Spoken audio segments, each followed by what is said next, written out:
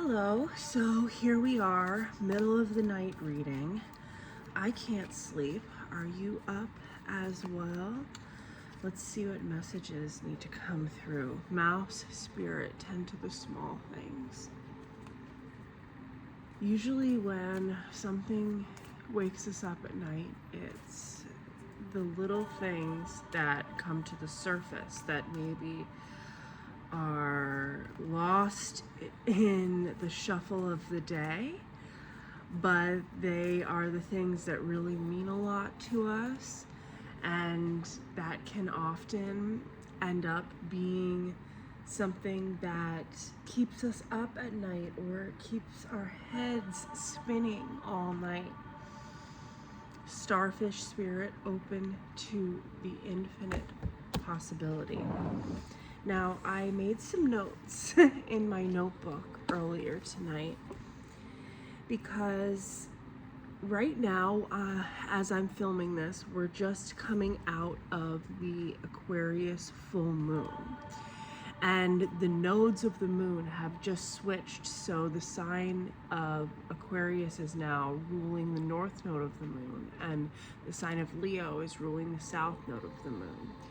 So the themes of these energies are asking us to move more into the Aquarian energy and to integrate the Leo essence in a way that shifts away from the shadow side of Leo that can be very self-centered, and instead we hold that identity of ourselves and how it contributes to the larger whole, the larger collective. So right now, there is a lot of turmoil that could be coming to the surface to be released. And I'm really getting that with these collectives of people that are looking for the answers in these places, that we are revealing ourselves to one another. We are revealing our innermost selves, and that deepens our bonds in our communities when we can really be authentic, when we don't feel like we have to hide or we have to censor ourselves. Then we actually can feel safe with people, and that can be one of the hardest things to find in this world. It can be so disheartening to try and then get our hopes up and then get disappointed and going through this over and over again. And oftentimes what I'm really writing about here is the earth angels who love to give, who love to be caring, who love to have these really beautiful, deep bonds with people. But when we were taught to people please, or we were taught that self-abandonment is the only way to be a good person, right? We have been taught to sacrifice ourselves and overgive. And what can happen is that we build up these relationships with people in our lives, and then they have these expectations of us to be overgiving, right? To constantly be giving.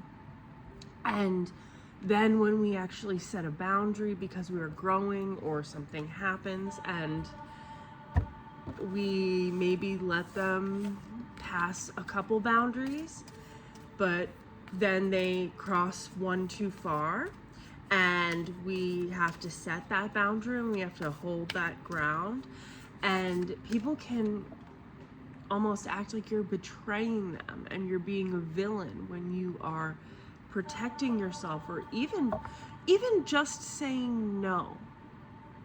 And that is a very big sign about how somebody reacts when you present those boundaries. Not if they like it or not, or if it's uncomfortable or not, because they have their right to feel that. But what narrative do they place around that boundary, and are they willing to then talk to you and communicate and connect, or do they completely ghost, disconnect, make up a story?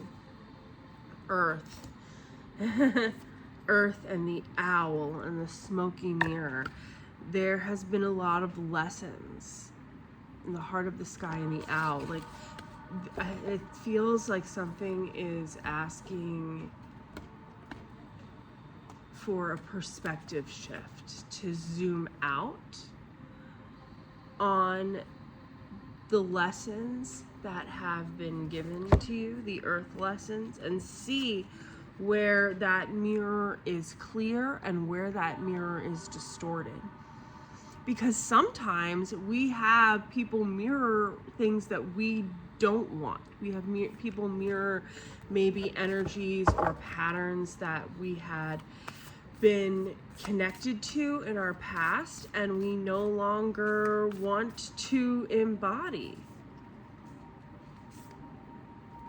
The Gatherer upside down, water, soul retrieval, and middle world with the Rainmaker makes me really get this message that you do not have to go out and bring these things to you. You do not have to go out and bring these things to yourself. Because what you have planted, the seeds that you have planted in past lives, in this life, they are coming to fruition. They are growing in this world, on this plane, feeling the essence, the source of life. The source of life is coming through as it is wanting you to give that essence to yourself. And it is okay if other people vilify you for that. If anything, that tells you more about that person than anything else, is the way that they react when you set boundaries. And maybe some things have come up and it's been hard to sleep at night when we have so much to think about during the day. Clear out the clutter. I didn't even see that. And Koala has a plan. Spirit has a plan. Take a leap of faith. So it feels like there is so much to deal with during the day that you can be so busy, and then maybe at night when all of the noise falls away, that quiet shows us what we need to learn from, what we need to tend to, and what we need to clear out. The elephant removes obstacles, but it also places obstacles in our path if we're supposed to make a divine detour. And I think that that can be one of the hardest things to accept about going on a spiritual path and wanting to integrate what we manifest into our actual path of integrity, is that, notebook fell. Sometimes we have this idea in our heads about what something needs to be. And that idea can sometimes be the sabotage. And while you might see a lot of people who are moving forward and finding success in this idea that they've put together, that they have brought to fruition, how often is that done out of somebody's ego and it's not actually done out of their soul's work, out of their soul's path? It can be harder when you are connected to a larger vision and a larger journey, because the beginning steps don't look the same as the beginning steps of other people who don't listen to the call of the thunder, who don't listen to the call of the drum beat that is asking them to walk away from something that they want, to give up something that they want, to accept that some things need to happen in different ways. And that can be, I think, maybe the hardest part about this, because we want the external validation. It's always, Yeah, you're so wonderful and powerful when you don't need the external validation, but we want the external validation. It can be disheartening to put yourself out there over and over again and feel like you're not getting any traction. That can be really hard, especially when we're showing up authentically and we're not trying to, swindle people. And then we can see these people who have these masks on, who have created this fake persona, and they're using that to bring in an audience, to bring in clients, to build themselves up in the way of their ego, which there's nothing wrong with like our identity as an ego, but when it becomes the validation of that identity and where we prioritize that over acting in integrity, that's where we can see issues arise. And that's really what we see a lot these days. There is a shift happening. I know that if you're listening to this, you are one of the people that has been trying, that has been showing up, doing the work for a very long time. And while you've probably seen some results that keep you going, sometimes when you're like, I just need a damn win, please, it still doesn't feel as influential, as life-changing as some people might promise that these experiences, these journeys, these paths can be. But there is magic in the mundane. There is magic in integrating our daily lives with our spiritual journey and finding out ways that we can do our work and be supported and actually feel like we're making a difference, actually feel like, something wants us to win. Slow and steady wins the race. Time for a deep dive. That's really interesting to me because it's really in alignment with the messages that have been coming through over and over for me about how a lot of what we have seen so far in the way that people have shared their stories has been very performative. It has been all about showcasing that, well, if I made this much money and I was this successful, then this much must mean that I'm this spiritual and I'm this enlightened and I know what I'm doing and I'm better than you. But I would argue that that has nothing to do with it. It does have to do with the self-concept of people. And oftentimes these people, maybe they've dealt with some sort of adversity, but not the type of adversity that really, really embeds itself into identity. Because when you create an entire life, an entire business, an entire identity and purpose off of the belief that you are more special than others, that you are some guru, some teacher who deserves all of this, money over people who just haven't decided that they're going to do enough work. That's not really what's happening. Like, you need to acknowledge your privilege. People need to acknowledge their privilege of why they are where they are. And it's amazing that people are where they are, but let's stop discounting the privilege. And I don't want to hear a story that makes you sound relatable only to not be relatable. Like, how many times have you heard a story where someone's like, listen, I get it. I've struggled too. I went through 6 months of a dark night of the soul. I went through 6 months where I didn't have any support. And you've been like and you've been like raw dogging it for like 10 years. Or, I dealt with all of this and then I was given this and this. So I understand your struggles. Well, please share with me your struggles, and then also share with me the privileges you had and some self-awareness that those privileges have put you in a place that has a lot more opportunity than the people that you are talking to and trying to sell something to. So this kind of turned a little bit, but the spiritual community, the spiritual bypassing community is really what I would call it now.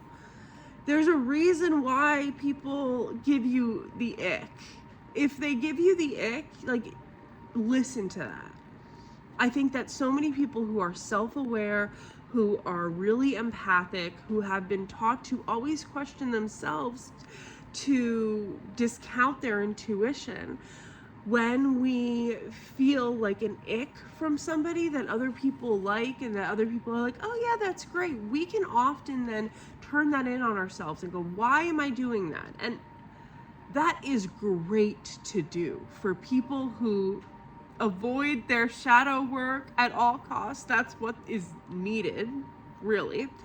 But for people who are almost too self-aware, too self-critical, when we just get like a natural feeling of an ick where we're sensing something, I think it's a good choice to look into that and to always be self-aware about like what's going on. Are we projecting something? But also trust your intuition. Maybe that is a feeling you're getting. Maybe you are seeing somebody's shadow and the way they are really bypassing work that they need to be doing by telling themselves that they are completely healed and that they are the guru that knows everything. When you sense that, trust that, especially in these spiritual communities, because when we want to be accepted by people, we can discount our intuition even more so. Wanting to believe that it is good, wanting to believe that there are good intentions. I mean, of course, we want to believe that these people we want to connect with, that these communities we step into, that they care about us, that they want the best for us. We want to believe that. And it's very good to be optimistic and, you know, allow the opportunity to see who people are. But when you get a really big, deep feeling of an ick, trust that. Because Earth Angel, you can be called an Earth Angel by people who are actively taking from you. And they can call you an Earth Angel because they're projecting that being this kind, amazing person means sacrificing yourself. So also, when people call you an Earth Angel, that's a wonderful thing, because you probably are. If you're here watching a reading like this, if you're here in the middle of the night watching a reading like this, trying to figure out how to take the lead in your own life,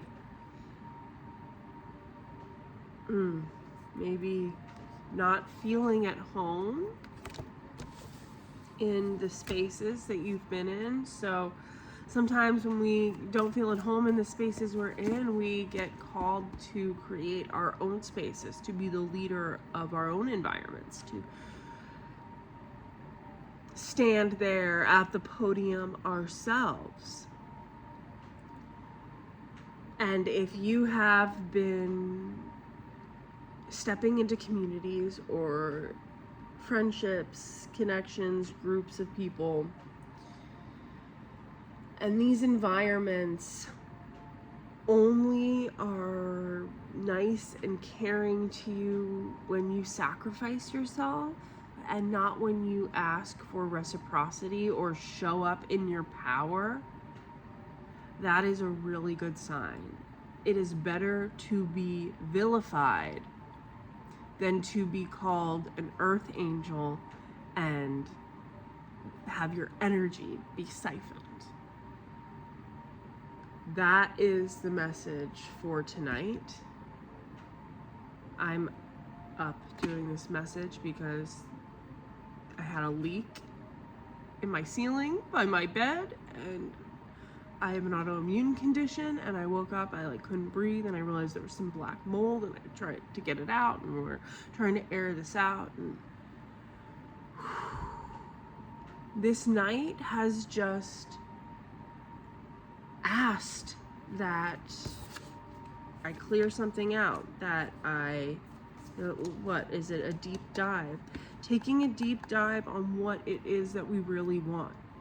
Posting a video because I'm called to do that.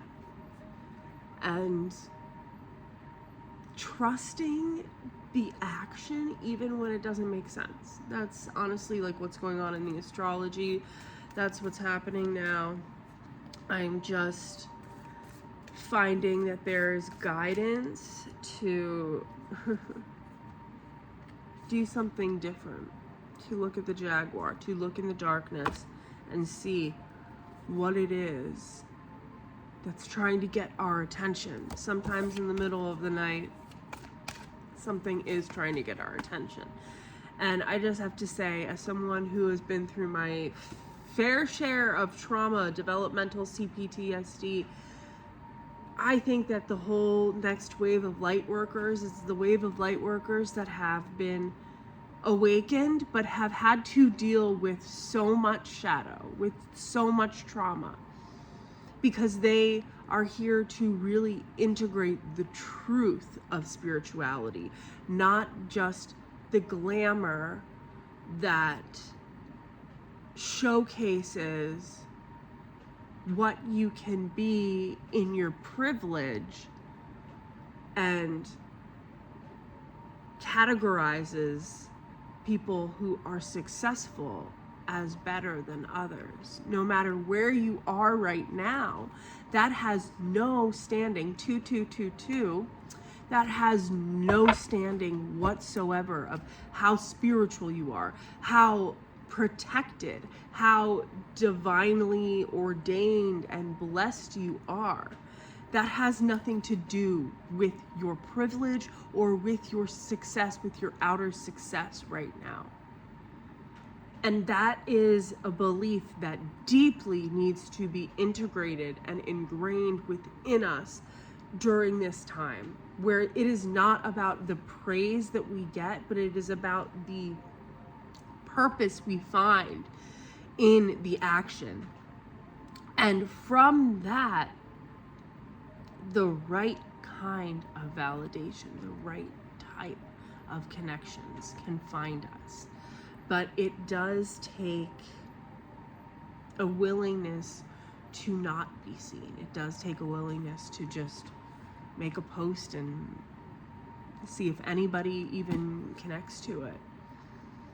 I guess so, right? Everyone says just share your voice. Well, not a lot of people listen to your voices when you really start sharing it, when you put yourself out there.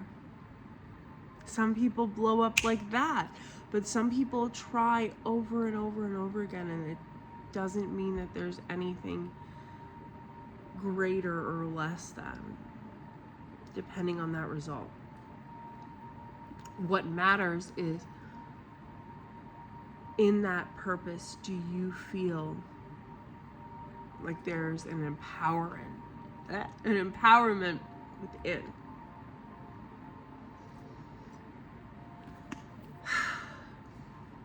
It's better to be an earth angel